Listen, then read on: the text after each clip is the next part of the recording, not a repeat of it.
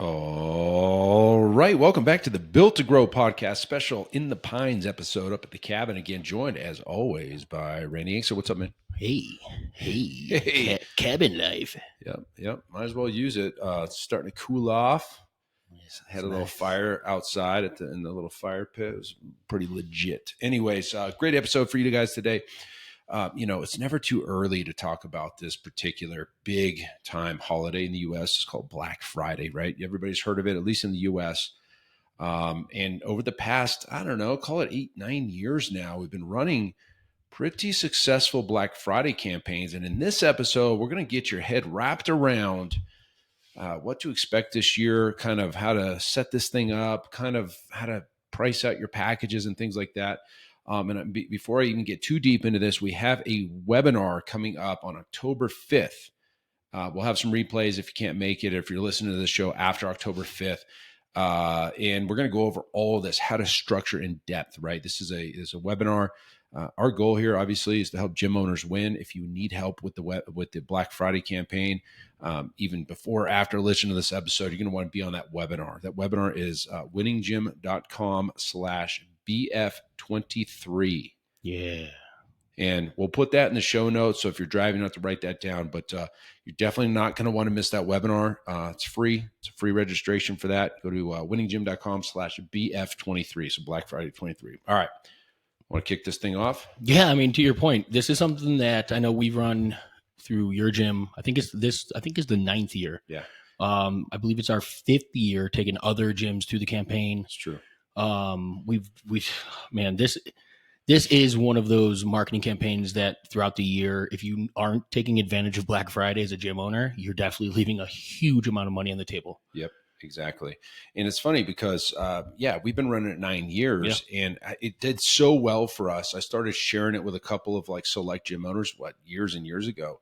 And like, oh my gosh, you need to tell more people. And so we've been doing workshops and helping gyms kind of, kick this in the ass, if hypothetically, and big money, big cash returns. And the thing about the Black Friday, at least the way we run it, we're not signing up memberships. We're doing paid in fulls, cash collected over about 9-day window between just before Black Friday and into Cyber Monday.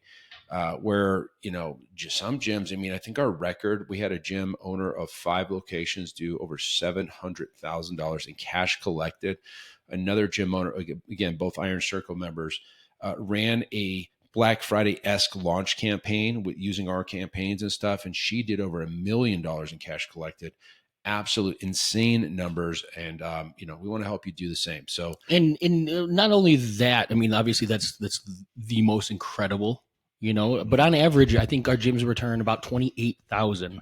Yep. And that might not seem like a ton, right? When you're considering how much money you've spent in order to earn those levels of, that level of membership volume. But here's the kicker: 0 ad spend. Yeah. This is only to your existing list, only to, those that are already on your email list. So you're not spending money to go out and make that 28,000. They're not much money, I should say. Right. If you join our workshop and stuff like that, we can help with the campaigns and things like that. There's an option for that. But when it comes to this time of year, the marketplace is conditioned and they're ready to buy. Yep. So let's get into the psychology, because this campaign is very psychological, right? There's a lot of reasons why campaigns such as the ones that we create work so well. And let's kind of talk about the conditioned buyer, right? The conditioned buyer in the United States, at least, is conditioned to expect big savings, big deals. Retailers are historically well known for the best offer of the year coming out on Black Friday. And, a lot of people don't know what the name Black Friday came from. This came back from the early years. I mean, again, I don't know the years, but it was the retail stores that were in the negative, right? On the P&L, the red numbers are negative, and they would use a campaign or like a time of year, like a Black Friday sale, to get in the black. And when you're looking at a P&L, when your numbers are black, they're positive. And that's the idea. That's where the name came from, at least in the US. And so, every American household is expecting the best deals. And you've heard about these crazy deals, like, 55-inch big screen TVs going for $150, and and like Apple Watches cut in half, and When these people, you've seen the videos, like these people are beating each other up, getting into Target to go, Walmart, yeah, yeah, like grab as many big screen TVs as they can throw in their carts. And right, but that is, I mean, that is the repercussions of the marketplace, right? Like yep, that is because everybody is so excited to get their yeah, hands on these deals, and it goes across the entire marketplace. Everybody this time of year, they just know to keep an eye out for the savings, keep an eye out for the big deals. And yes, that is it creates the perfect storm. It yep. creates the perfect environment for something like this. And I want to be clear: it's just because it's Black Friday and you throw an offer out there doesn't mean it's going to sell. I mean, True. it may not. In fact, it probably won't if you don't follow all of the steps that go involved in it. And one thing I'd like to note is, well, we'll cover that here in a second. The way we do our campaigns are very specific in nature, where we're doing a build up sequence and a card open, a card close. It's very launch model esque, Yeah. right? If you were to kind of follow digital marketing, and there's reasons behind that, right? And what we say in our emails and our text messages build up the anticipation for these great deals. Now, the way that kind of we would recommend is not to slash prices, which Yeah. is like, hey, how do you make a great deal happen without slashing prices? In our industry, like in the fitness industry, we're built on this recurring revenue model. And it wouldn't be a great idea to start, especially if you're going to offer this to your current members who are on EFT, MRR, whatever, recurring revenue, subscription based memberships, to get them into a better deal and then lose all of that extra revenue because you cut and slashed your prices down. In fact, we recommend the opposite. Yeah. And our traditional, beliefs. Our traditional beliefs are to have basically three packages: a good, better, best, and you can put whatever you want into these things. But let's just throw some examples out. I mean, some of the ones I've worked well in the past. You could do a 3, 6, 9 month, or a 3, 6, 12 month packages, good, better, best. You could do team training or frequency based at the lower level, and then unlimited at the top, and all these things. And the way that we would recommend you price your packages is to take whatever it is that you would normally charge for that service per month, multiply it by how many months the package is, and that's the price of the package. And you're saying like, well, that's not a It's not a discount. it's not a discount. What do you mean? What do you mean by that? We want to protect. We want to protect that revenue, like especially for gyms. I mean, we've been crushed over the years. Why give a discount, right? So what we like to tell gyms to do, what we do for ourselves and the gyms that we work with, is to add bonuses, add premiums, add extras to increase the value of that said package. Mm-hmm. And so why don't you give a couple examples of like, what can you add that doesn't require a lot of delivery, but adds like extra value? Yeah, and that's one of those things you have to look into your business. You know what I mean? What ancillary services do you provide? We've seen everything from fascial stretch therapy and recovery, massage. We've seen supplement packages thrown in, and obviously, when you have something like supplements that have a hard cost, you have to be careful there. You have to watch your numbers there to make sure you're not going in the hole. Right. But regardless of what you're doing, to Tim's point, you want to make sure that you're not sacrificing the service that you're providing with your memberships. You're not dipping in and cutting that revenue out from underneath you. So you create that value stack, layer in additional services, ancillary sales, things in your business. And guys, this is a great opportunity to expose your members or your client base to some of those other things that, adoption across your services is a goal. Mm-hmm. Maybe your clients haven't been using those other services, nutrition or whatever else you have in your business to sell. Layer in those options, layer in those packages, create a solid value stack that these clients feel like they're getting all of these things for this low price of essentially maybe just the cost of the membership for the training. Correct. And if we're being honest, we want to limit the delivery, the hard cost to you as an owner, right? So when you mention supplements, there's a hard cost of maybe $50 for something that's worth $100. Yeah.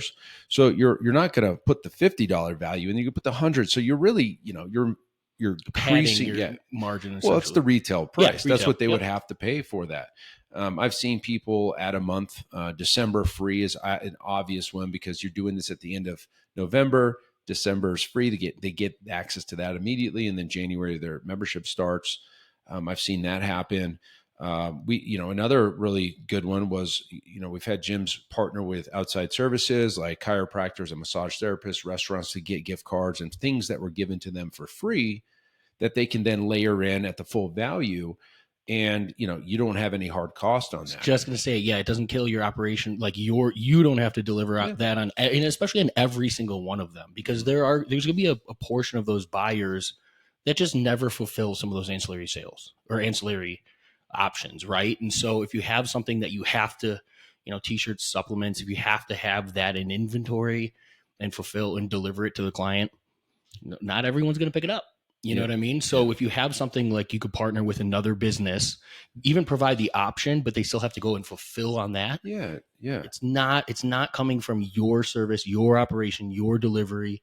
It's not hurting your numbers, but yet it looks really good when you're allowed to offer, or you can offer all those. Yeah. And we know, I think 44% of gift cards are never used. I think it's higher than that, actually. I know it's probably 100% for me, because I have a stack of gift cards in my freaking drawer that been from Christmases like 5 years ago. When I worked retail, this is probably 2010. It was like up to 80% of gift cards. Think about this, guys. If you don't sell gift cards in your business, right there, big bonus, boom. I mean, nobody likes to sell something, that doesn't really get serviced. I mean, we'd like those clients coming in, training with us, and then obviously keeping and retaining and extending that relationship. Here's a great example. Like, what if you layered in 2 $500 gift cards or $300 or $100 gift cards that you can add to your value of your package that they can gift out. There you go. To a friend or family member. I know we do this we'll talk about this for Christmas time and stuff like that. We have a whole nother campaign that works really, really well. But like the Black Friday, listen, guys, gyms that aren't taking advantage of this, you're definitely like, and I'll be honest, I didn't run one last year. Because we had just rebranded. Right. And I'm watching all of our clients make big money. And I'm like, oh, but we had just raised rates. I didn't want to get deals out there because all of our current clients had just committed and all this stuff that year. And I didn't want to, I don't know. Well, that was when you guys finished. So January was the correction right after that, right? Yeah. So right. You were going right into your price correction. Yes, yeah. That's correct. Yeah. We were just getting into it, and it just didn't make sense. We had a brand new gym and whatever.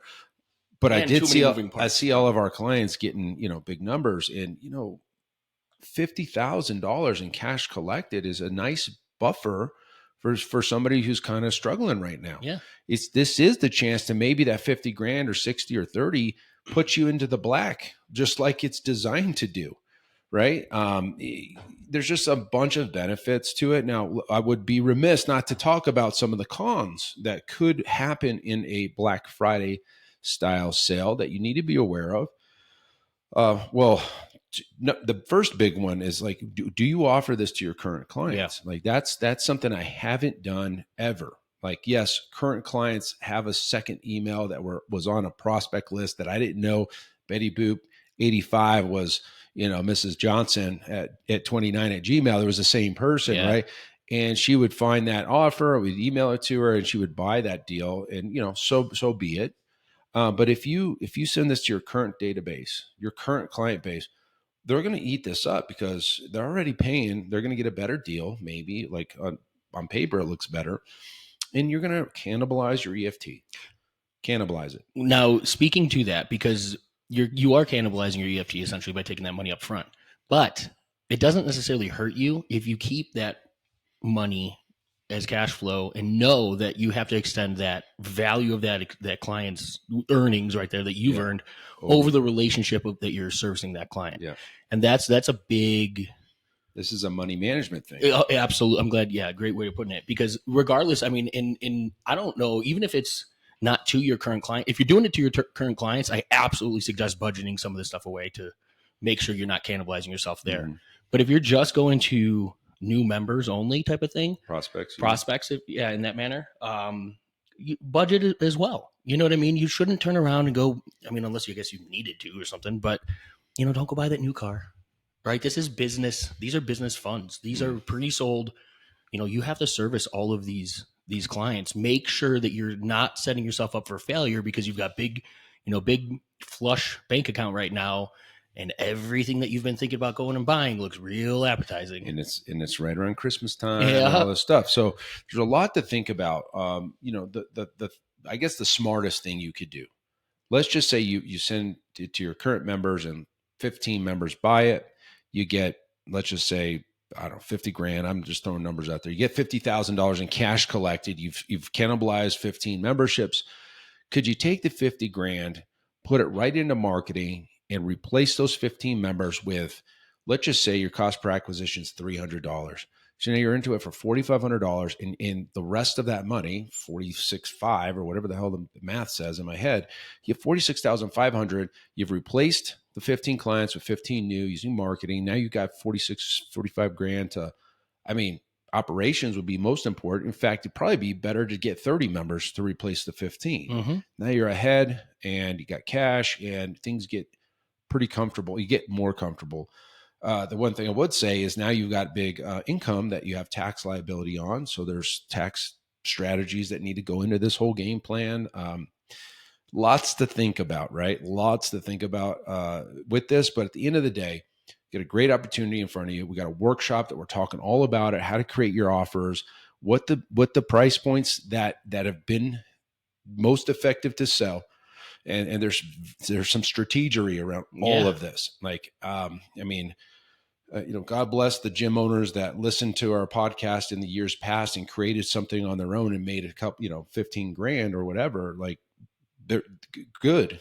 Congrats. I mean, there's so many gym owners listening right now. Oh yeah, I did that, what you said last year. And we hear about all that stuff. We just did from one of our newest Iron Circle members. They made was it 19,000 last year simply from the advice in the workshop that we're hosting. I mean, exactly. they took the same.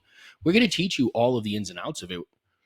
You just have to go do all the work, right? But left, right, forward. I mean, we're going to make it that much easier for you as well. Yeah. I mean, we have the almost. I don't want to say it's a done for you, but I mean it's damn close to the success all of these gyms have had using our system. Like, we know our numbers because of our system and the results that it's created.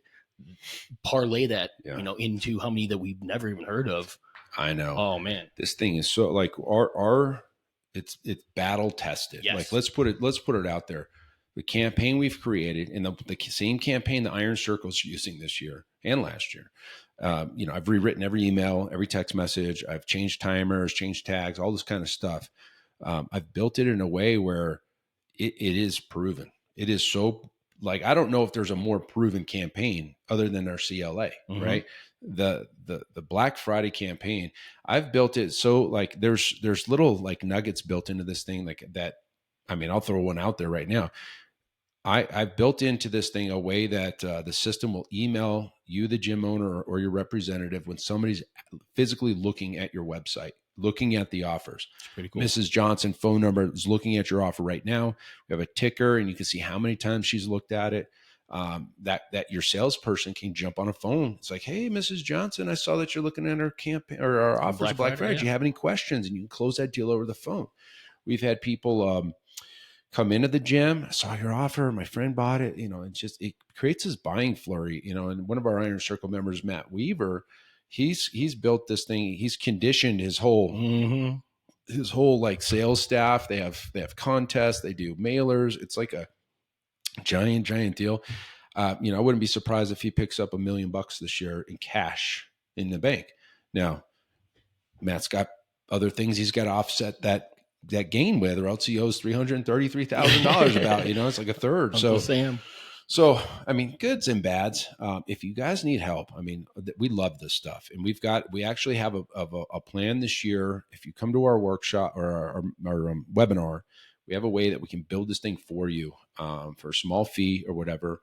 And you don't have to even worry about it. We help you create your offers, and we build this thing for you, and you're off to the races. There you go. I mean, it's battle tested. It's, like I said, almost as close to a done for you complete campaign. Yeah. We're removing the guesswork, and that's the big deal. Biggest thing is, if you like any decision you get to make, you want to go off of the success that's happened before it. This is one that we wouldn't be sitting here talking about it as extensively every year if we weren't that animate that this is a huge successful win across the board. I mean, the investment and the return it's bar none. It's something to really know. I mean, we're in a weird economy right now, real economic times. With a election coming up in November. Oh, is it this November? Next year. Next year. Okay. Whatever. The campaign's going to be at full scale. All kinds of crazy things are going to be happening. Inflation's at an all-time 40-year high. It's still there. And so you got to understand that you're in deep competition for your members' kids' toys, your members' families' food on the table. And so you need to be out in front of this because there's only so many dollars that get spent in a given holiday period. And being in the front end of this thing and being out in front of those toy purchases, all these things, you can. I mean, obviously, we're selling great services, and people, invest in themselves. But if you wait, if you're late to the table and you don't get your campaigns launched in time, that money's already spent. Your clients don't have the money to. It's just not unlimited. No, you would hope, yeah. right? You would wish, but your clients, they all have budgets. So we need to be out in front. We need to put our offers in position so that they get seen by the right people at the right time. And to that point, and I don't think we touched on it, but that's one of the biggest reasons why we aren't going to the marketplace or the ad platforms and throwing out ads and competing against the big retailers. Guys, Walmart's going to be doing a month of advertising for Black Friday, right? Amazon probably already is teasing Black Friday to the consumers. I don't want to put my ad up against them with their deep pockets and try and compete when we're trying to sell something that ultimately is a tough sale. When Amazon's throwing a 55-inch TV for $175 at somebody, like that is a easier click to buy for them than this.